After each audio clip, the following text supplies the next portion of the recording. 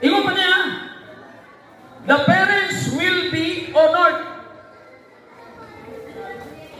Atong ginikanan, ato silang tahuron o pasidunggan, ilhon.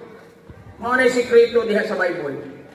Pag naa kay Dios, dili nimo pasakitan imong inahan, tahuron nimo imong inahan. Nga naman, grabe na, maura na yung maura ni ang unang subo nga naibdat kung saan nga mutaas imong kinabuhi o mag-uswag ka sa imong kinabuhi. Amen? Last, sige naman kayo ng pastor, last na yun, conclusion, ingon pa niya, the parents will be held, verse 5.